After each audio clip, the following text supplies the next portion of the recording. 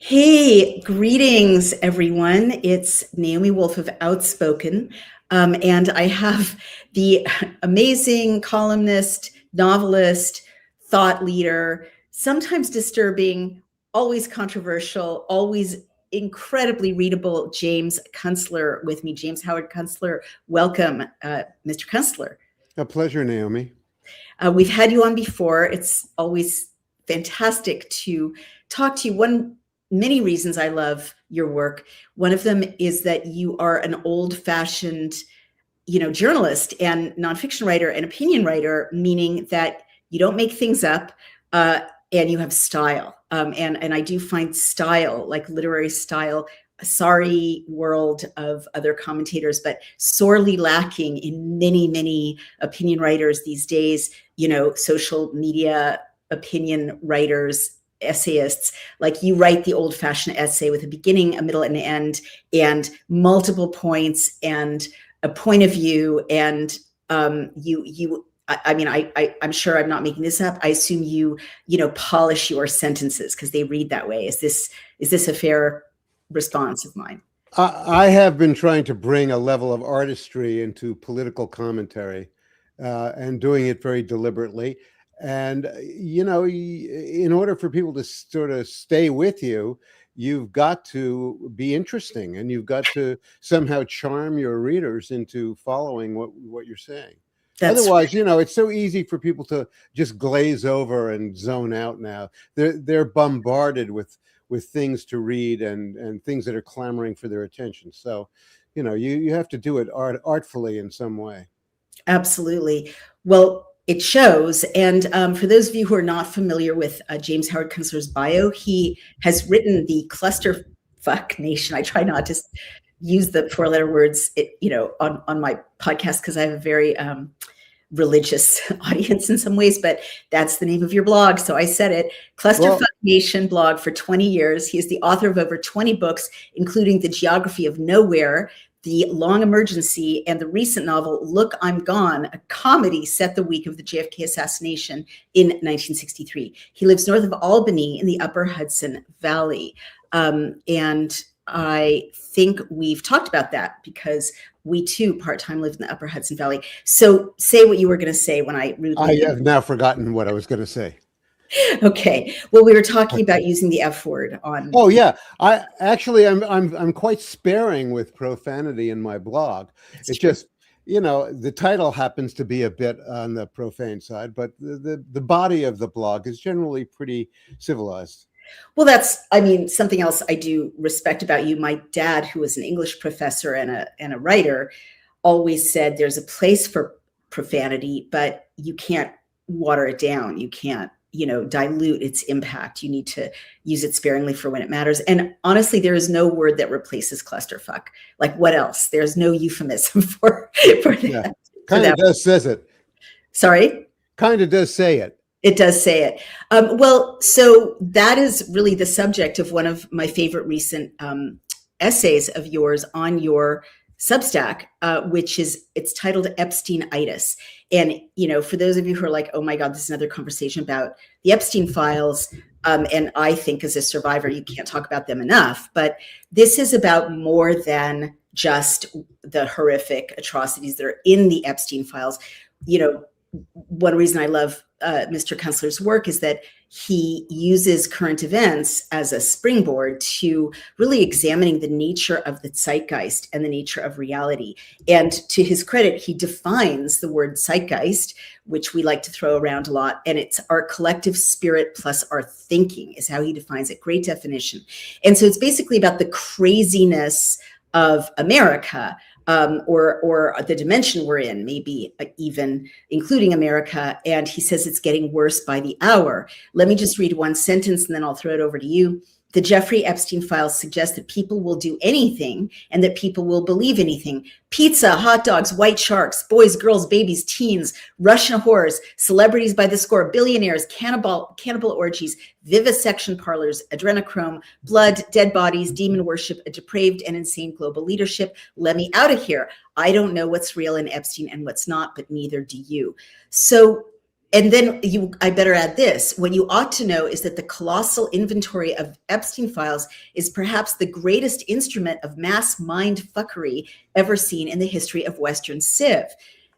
Now, this is also very interesting. How interesting, too, that the deluge of material coincides exactly with the critical capability emerging of artificial intelligence as a tool for the manipulation of documentary evidence. So I'm going to not, keep going because you need to unpack that. But Oh, what God. the heck? What are you saying? Are you saying it's not real? Are you saying we can't know what's real anymore? Are you saying, which actually really resonated with me when I read that there's some sort of trauma initiation manifested through the Epstein files that is basically designed to further confuse and demoralize us?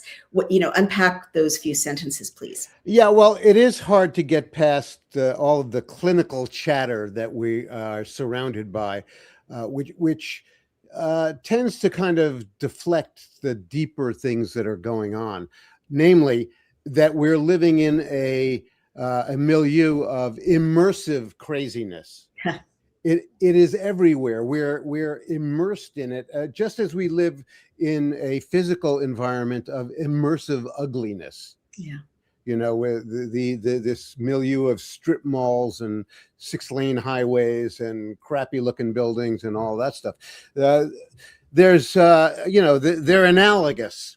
Now, for the last 10 years or so, the progressive elements of our culture, including a lot of our cultural institutions, Hollywood, organized literature, such as it is, and certainly journalism, has demanded that we agree with ideas that are patently absurd and untrue.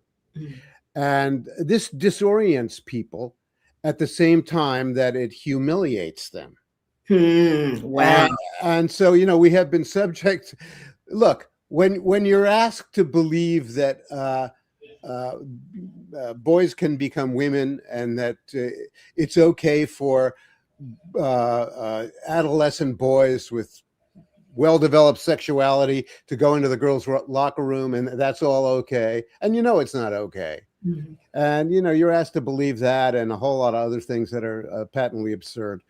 After a while, and especially when it's coupled with the power to destroy your career and your livelihood and your family and anything else of importance attached to you, this is pretty bad.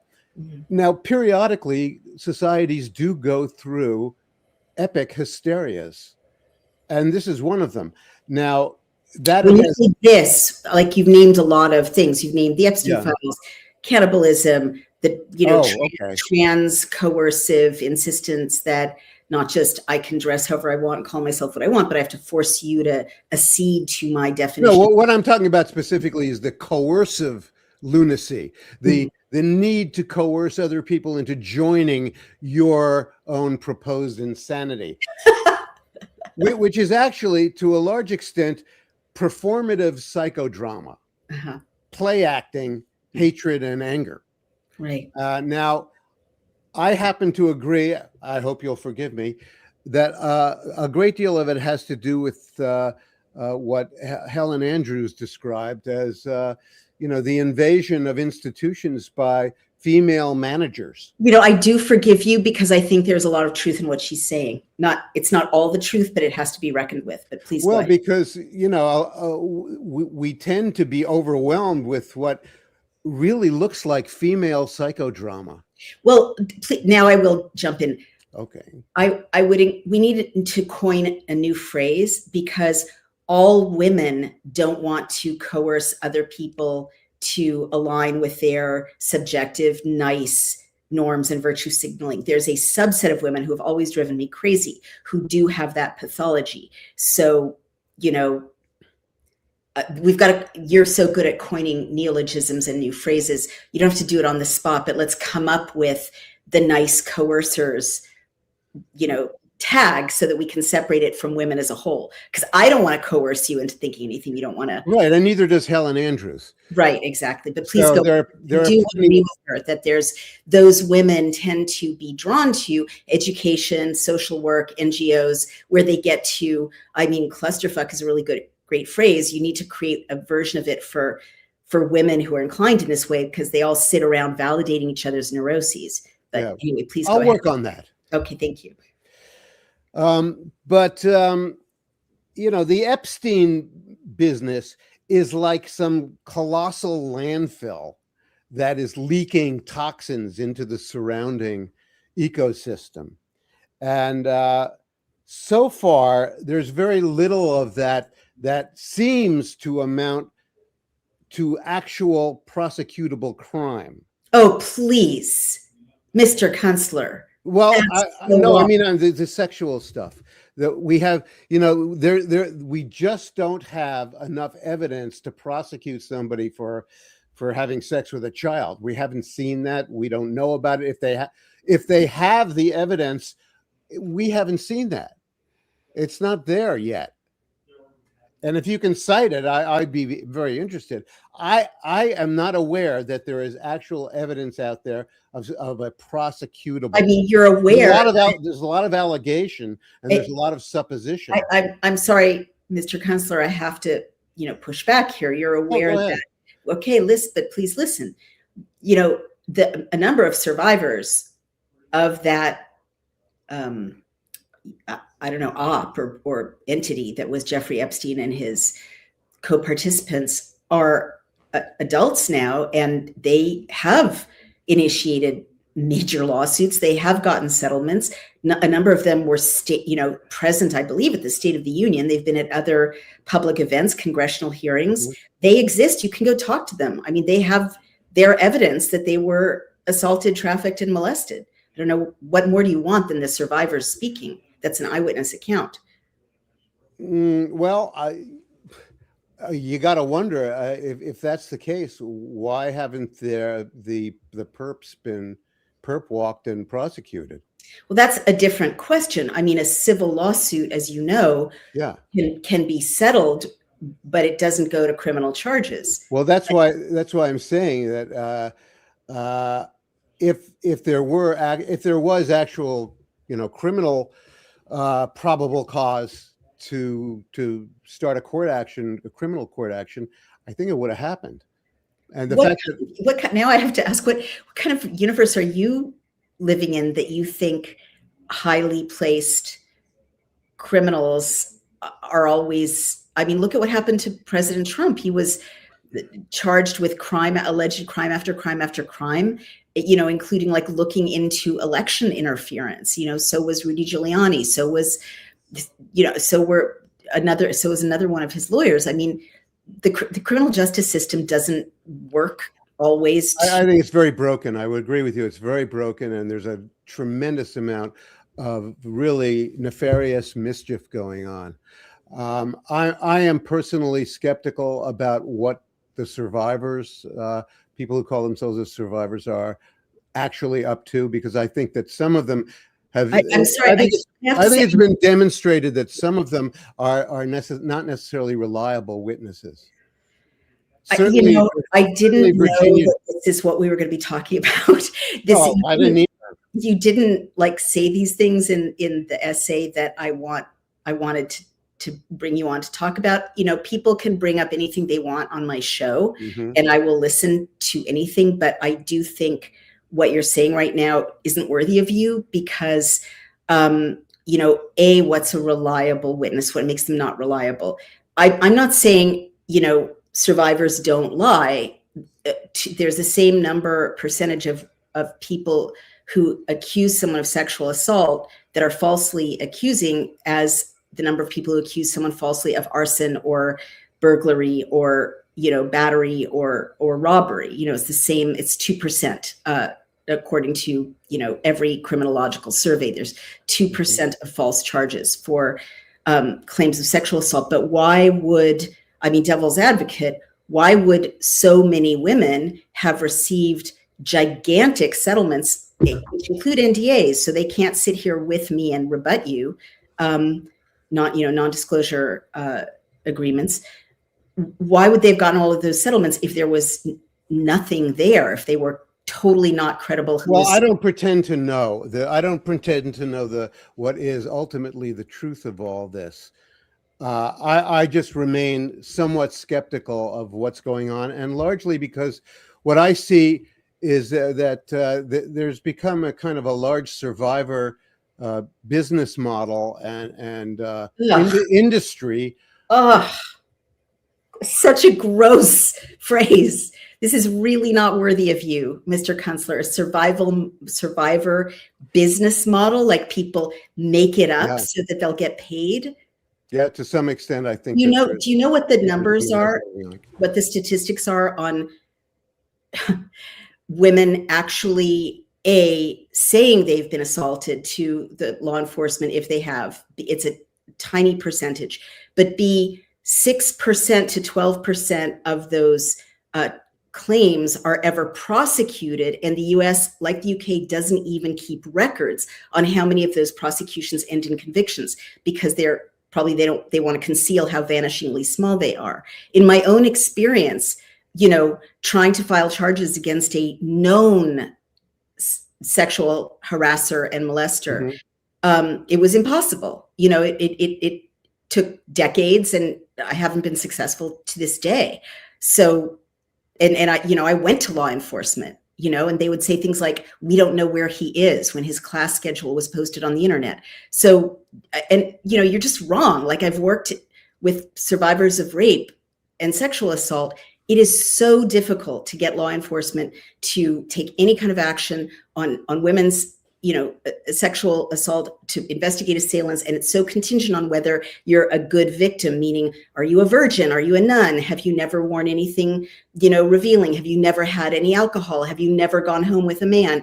Are you not a sex worker? Like, on and on and on. Are you married? Are you upper middle class instead of, working class? What you're saying, you're such a good reporter, but what you're saying is just not borne out by the data. It is very difficult to get any kind of prosecution of a sex crime in the United States or the UK or really anywhere in the West. And the higher up your assailant is, the more impunity he has from prosecution and, civil and criminal charges. And a tiny minority of rapists ever face any jail time at all. So you're just wrong. Well, I realize there's a lot of consternation over this. And I have not been persuaded I have not been persuaded that the sex crime part of the Epstein story is necessarily real. Well, I'm not making claims about that, because there's no way to assess, everything. And to your point, even the veracity of the documents in the Epstein files. But I'm saying the statement that you made, that was a general statement that there's a survivor business model, is just not. Well, I think there is for the Epstein matter. That may be different. There's a tremendous core of lawyers who have turned this into a litigation industry. So it's just that is a fact. Well, talk about the lawyers. Like, the lawyers make an industry out of every kind of misfortune there is. You could say that there's a personal injury industry, because people are injured on the job, and there is a personal injury industry, but that doesn't discredit people who have sustained injuries at work. At least one person agrees with you here, Jonathan Edward Gibson. A few of those women at press conference were adults when actual traffic claims were made. I think it's early to be so righteous about every claim as docs slowly emerge. Look, I hear this, and again, I'm not making. We can't possibly know, right? Because the abundance of the documentation is so, as you put it, ambiguous, and because a lot of these are under investigation and people can't talk about the investigations, right, legally. So I didn't intend to, and I never want to, people may notice, like, weigh in on the Epstein files, because there's so much question about it to this day. Like, my name is in there because I went to a dinner that I didn't know that Jeffrey Epstein, was at, but my name is on the guest list. I've written about the fact that my agent, John Brockman, was funded by Jeffrey Epstein to convene a lot of scientists. And the day I found out about it, I left my agency in 2019. But I hear you, but I didn't bring you on here to talk about the Epstein files for exactly that reason. I brought you on here to talk about what is, I think, your more important set of points, or your more valid to investigate set of points, given the ambiguities around the documents in the files, which is that the shock of what's in the files is acting as a kind of psychological trauma to our sense of reality. So that's what I'd like you to Well, it certainly is. And that's why I said that it's acting like a toxic waste dump that's seeping poisons into the ecosystem of our discourses, Americans trying to figure out what is happening to our country. And I think you're aware that our country has been hijacked by some sort of nefarious group of people. I would tend to put them in the folder of the Democratic Party generally. And I say that as somebody who just resigned from the Democratic Party 4 months ago. Oh, wow. Did you formally? Wow. Yeah, I did. I changed my registration in my county after, registering initially in the 1972 presidential year as a Democrat. And, I was a Democrat because back in those days, the Republicans were the stupid party and the Democrats were the smart party. But now the Democrats are the lunatic party.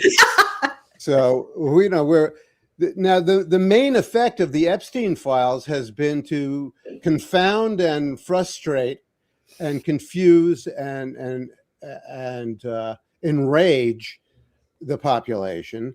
And while it distracts them from all the other things that are important in the caretaking of our country. Well, there I will credit, what you're saying. And I think you made a very important point that the files were released at just the time that AI was coming on, right? Coming on as a force in our lives. So your point is strategically, you think that whatever else the Epstein files represent, it's a distraction from us trying to put guardrails around AI, trying to pass legislation to manage AI, trying to even understand it. Is that what you're proposing? Yeah, and let's not forget something else that's very important, is that sexual things are, people are extremely sensitive to them. It's one of the things that deranges and disorders and enrages people and stirs up their feelings as much as anything in human life. And so I don't think it's an accident that the Epstein files contain a lot of frightening and horrifying allegations about sexual irregularities, and that many of the people connected to the Epstein files and involved in with Epstein are talking about it, suing about it, and it's such a prominent part of the story. But it's not a surprise that it makes people upset.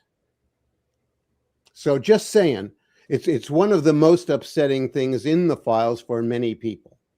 So, if you're looking for to locate one of the sources of the extreme emotion that is roiling our society, there it is.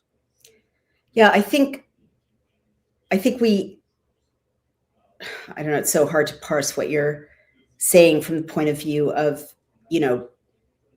30 million people. Sex is a powerful provoker of emotion.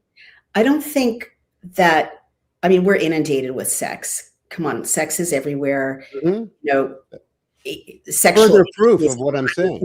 I don't think that what's upsetting people about the Epstein files is that there's sexuality in it. I think that there's what's upsetting. You could, turn on OnlyFans or whatever. You can, you don't even have to go that far. Like there's sexuality in every ad. There's sexuality in Target. We're trying to sexual. Yeah, but this is weaponized sexuality, and it's here's where politically weaponized. really see the use of language very differently. Mm-hmm. And I don't mean to say that only women are, victimized sexually, but people who are upset are not upset because there's consensual sex in there and people doing kinky That's things. not what I'm saying. Okay. I'm Well, just saying, as a general proposition, sex is a very alarming subject for a lot of people almost all the time, and but you're saying especially in this context. I don't think you're hearing what I'm saying. Sex, I don't think a lot of the people who are upset are Puritans. I don't think that they're like, I'm not saying that either. okay, well, I don't think they're upset because there's sex. I think they're upset because there's sexual crimes described in the Epstein files. And just as a point, you use language very carefully. Mhm. Once someone is coerced or trafficked or they're minors, it's not sex. It's rape or child abuse or trafficking or battery, depending on the state that you're in. I agree. No, I'm not rhetorically making a point. I'm saying legally, without consent, it's not sex. It's a sex crime of some kind. Okay, point taken. Stipulated.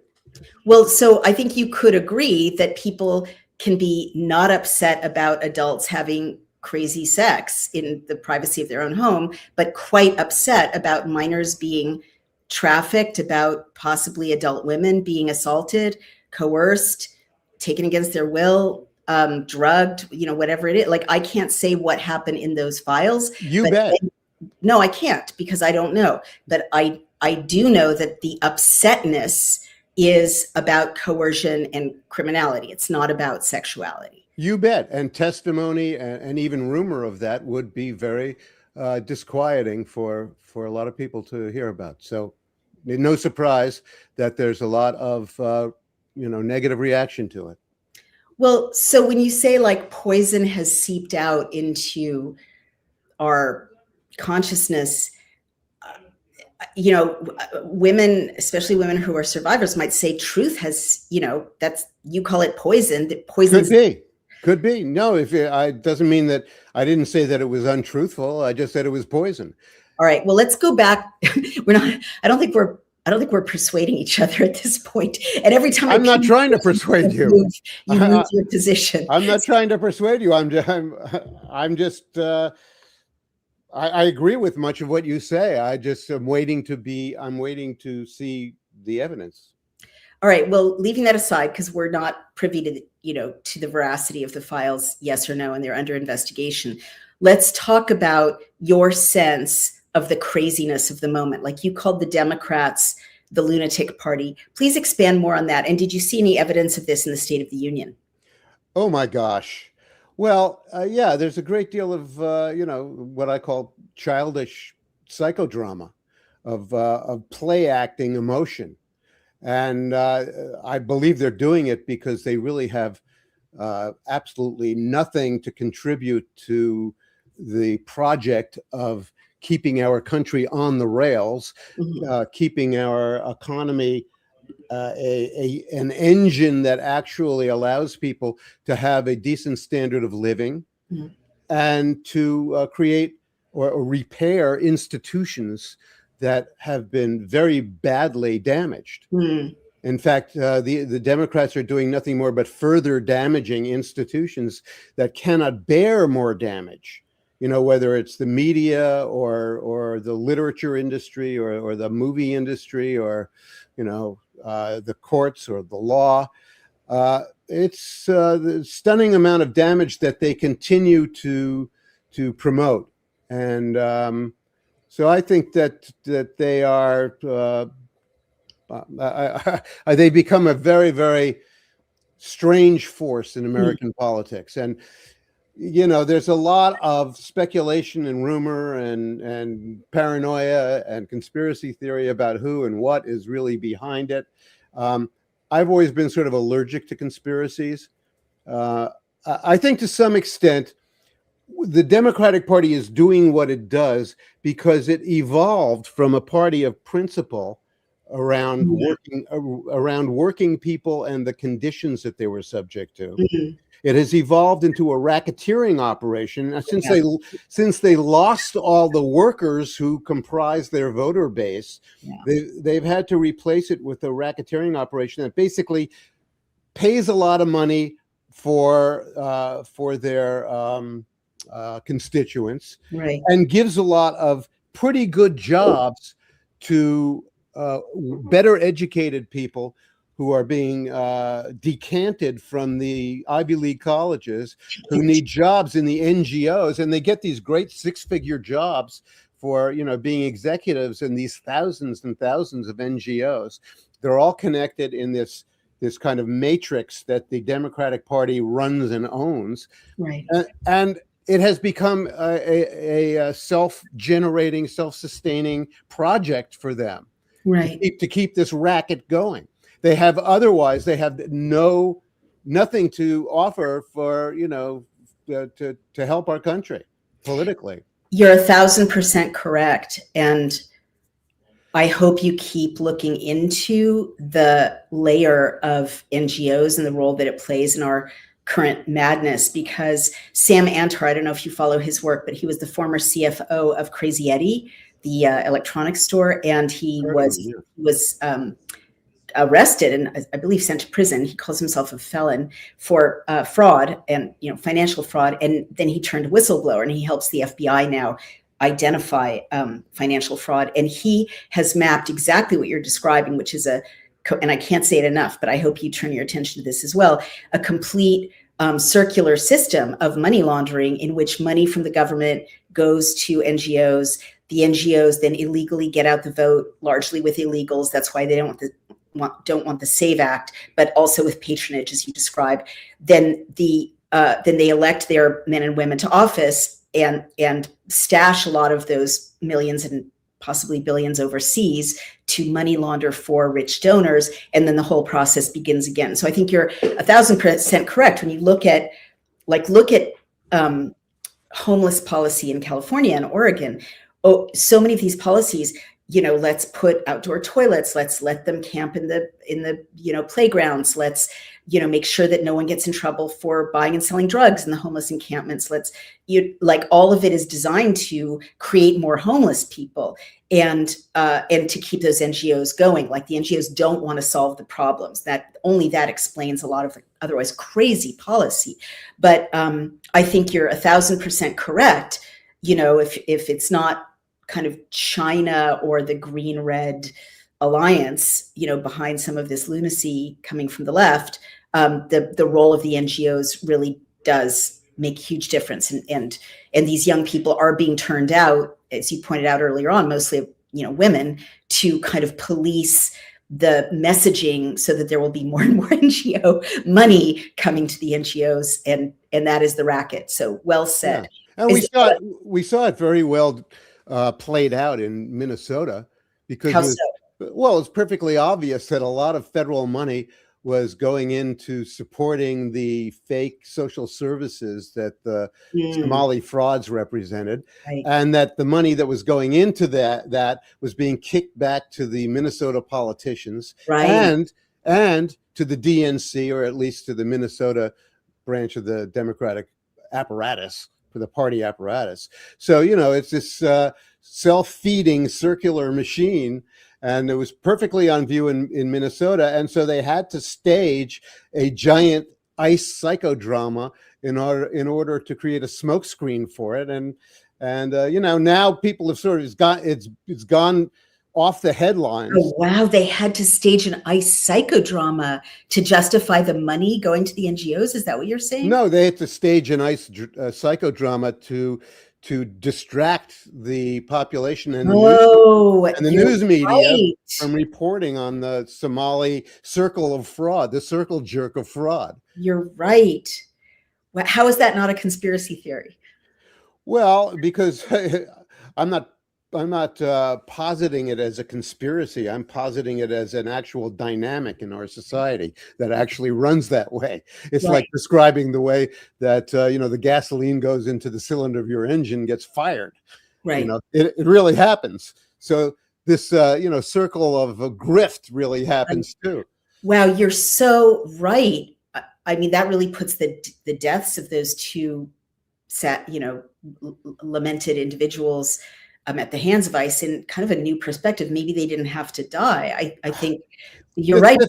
Sorry, just to finish this thought, the Somali fraud was really gaining national media attention when there was this sharp escalation at the hands of, initiated by senior officials and then NGOs saying, go put your bodies on the line. So, I mean, maybe those people might be alive now if it weren't for what you're describing. Sorry, what were you going to say? Well, the very sad thing is how effective the Democratic Party has gotten to marshaling people who are only marginally sane and in many cases actually mentally ill into acting on their behalf to create these psychodramas. Right. And let's face it, there are a lot of people out there who are not doing well, especially a lot of younger people who, I graduated from college in the very earliest 70s when the economy was bad, and I had a hard time. This economy for young people is far and away worse than that economy. It's almost impossible for them to get gainful employment that will allow them to lead what used to be a middle-class life. Right. And a lot of them are demoralized. A lot of them have been, and God knows what kind of environmental poisons they've been subjected to, and God knows what kind of drugs they're on, including the pharma drugs, the SSRIs, and things that really have side effects that we are not willing to talk about. So there are a lot of mentally unbalanced people who are being marshaled by the Democratic Party to go out and perform on the streets for them, and in some case very dangerously. So I agree with you. I agree with you about all of it. And so you think there's almost I don't know what to call it, intentional outreach and mobilization, Absolutely. and aimed at fragile young people. Should not be any question about it. And it's probably crystallized in the whole trans movement, which has been another kind of absurdity. Well, let's talk about that. Caveat being, I support LGBTQ rights. Everyone has equal legal rights now, no matter what their sexuality, no matter how they dress. So something else is going on with the mobilization around quote unquote trans issues, which I just want to always note, again, paying attention to language is a newly invented term. I wrote my doctoral thesis on a gay rights hero and men dressed as women featured in the 19th century in my thesis. Until 10 or 15 years ago, there were transvestites and transsexuals. The word trans didn't exist, but the word trans has been redefined by the left, specifically Planned Parenthood, to mean anyone who's uncomfortable with traditional gender roles. So they've introduced a whole new category, which is all inclusive, and then mobilized resources at the K through 12 level to persuade more and more kids that they fit this category. But why don't you talk about what you mean by the trans movement? Well, pretty much the way you've laid it out. But the part that I find suspicious is that the progressives have erected this permission structure for things to happen in our society. What do you mean? Well, a permission structure means that society will create scripts for you to enact, right? And you have society's permission to act them out. But not only do you have society's permission to act them out, it's been obvious for at least a decade that we're giving enormous brownie points and booby prizes to people who will behave that way. Interesting. And a lot of it is attached to social status, and it becomes very sort of refined and rectified at the highest levels of, let's say, upper class white women who are getting brownie points for transing their children Right. from one supposed gender state to another gender state. Mm. And they don't need to, the money status doesn't mean anything anymore, because they don't worry about money. And the only status that's really left is status for being morally superior to other people. That's well said. And of course, this is joined with the tendency, the ability of political people to hijack women's emotions for caretaking Mm. into caretaking things that maybe could do with a lot less caretaking. Exactly right. Yeah, Because exactly. you end up getting into areas like Munchausen by proxy behavior, Right. where the mother is creating an illness that she can then rescue her child from. Right. And to a large degree, that's what we see, I think, in the transing behavior. Hmm. So there are a whole lot of people out there who may think that they're transsexuals, who simply have been manipulated and hijacked by a permission structure that is rewarding their enablers. Yeah. It's terribly complicated and rather dark, but it is what's happening. And we have to kind of deactivate it. And one way to deactivate it, I think, is to understand that it is associated with real mental illness. And that's one of the reasons why such a high proportion of mass murder shooters over the last 2 years have, by happenstance, been trans people. Well, but which comes first, right? I think there have barely been studies on what it does to the brain to pump boys full of estrogen and girls full of testosterone. I Yeah, mean, while they're on other things like SSRIs. exactly, So, exactly, that's a very lethal cocktail. totally, totally. And its long-term effects are not known.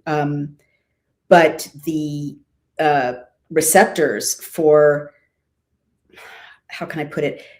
Testosterone is linked to aggression, as it is, even in the bodies of men who develop to have more testosterone than women. So to take a female body, because you don't become not female by, being pumped full of masculinizing hormones and having your, breasts cut off and other things done to you. It's completely unknown how destabilizing dumping testosterone into such a body becomes. And estrogenizing is probably less, violent, but all of these are, I could kill people, when I've had PMS in the past, I could readily, murderous feelings arise. Any woman can relate to that. Do you want to kill people when you have PMS? Of course I want to kill people, get the fuck out of my way, And they're powerful, powerful mood alterers, these hormones, even in bodies that are designed to handle fluctuations of estrogen, or to handle high levels of testosterone. So yes, and let's not forget that the whole medical circle is conjoined with the mental illness and psychiatry circle, so that they're both in the mix. You're totally right. And in fact, I interviewed a detransitioner, a woman who became a man, who is now a woman again. And she said exactly what you're describing, that the trans interests person, endocrinologist, was lurking behind her medical psychologist, who was treating her for an eating disorder. And they're like, hey, you don't have an eating disorder. You're a boy, waiting to prey upon vulnerable. Let me tell you a story, very short, as concise as possible. Yes, you wish. Some years ago, maybe 15 years ago, there was a story in the Sunday New York Times about how the girl students at Brown University were being counseled by the Brown University administrative, counselor people on matters that involved surgically removing their breasts and other stuff like that. And I read that at the time, and I thought, that's pretty screwy. But guess what I really noticed about it was that it was published in the fashion section of the Sunday New York Times. And that told me everything I needed to know about that Oh situation. my God, absolutely. It's a trend. Right. And it's And it was, and they didn't have the self-awareness to even understand what they were saying by that, you know? no, indeed. And you know, these are young people. They barely know Of course. longer conversation, but it's hard to turn from a pre-adolescent girl into a woman. It's hard to turn, no doubt, from a boy into a man. Like, these are huge adjustments as it is. And then if you've got a whole industry waiting to jump on you and say, well, you don't have to do it this way at all. And if you feel like an unattractive girl, we'll turn you into a handsome boy. And if you feel like an unattractive boy, just add a ribbon. And, you know, or if you're lonely, you can go in the girls' room and watch them undress. Like, how messed up would all of us be if that had been available to us, you know, when we're 13 or 14 or 15? Well, let me Very jump. disorienting. Very disorienting, exactly. And I think that's the theme that you describe so well, the kind of disorientation of all of us and of reality at this moment. Let me go to kind of our last big question. You said you recently re-registered, left the Democratic Party, and you live in a very blue state, same blue state I live in what's probably at least a purple area, right? And you must be surrounded by Democrats, is sort of where I'm going, and liberals. And I am. Yeah, right. especially in the arty community up here. I imagine. So how do they relate to what you say? And the other thing I want to ask is, you said something like all they have left, all the Democratic Party has left is it that sense of moral superiority. And I've been looking at the craziness of leftists and liberals right now, and really thinking, well, I remember what it was like to be in those circles, and really all you have is your being better than Trump, or being better than racists, being better than white supremacists, right? Not being transphobic, no matter how much they move the goalposts. I guess what I'm asking is, how do your liberal friends deal with you now? And why is it that all they have left is their moral superiority? And I don't mean just your liberal friends, I mean all of the left. Well, I'd have to answer that pretty simply. You remember in the in the 15th century, they had a process in the Catholic Church called anathema. Means that you're just driven from the fold. You know, you become unpersoned. Yes. And that's what's happened to me in my deeply and long-standing, painfully constructed community of friends in this part of the Hudson Valley. I lived in Saratoga Springs for 40 years. Right. And, I lost all my progressive friends. They'd signed off on me. And I'm not that special. Everybody I know in this situation, that is people who have, bailed out of progressivism for whatever reason, they're in the same situation. I'm not special. But I would say this, that because of my generation, I'm a boomer, and I'm I'm now older, and most of these old friends are now retired, and they don't have a job to report to make them feel important anymore. And to some extent, they don't have enough to keep them busy. Right. So, I think that their sense of moral superiority is probably maybe the only thing that's keeping them busy. Right. That's a pretty, pat explanation. But no, but it explains a lot. I have a loved one who's older, and her friends are similarly retired, and they all get together for the ICE protests as the big social event. Yeah. And I see that it does serve as a kind of connector.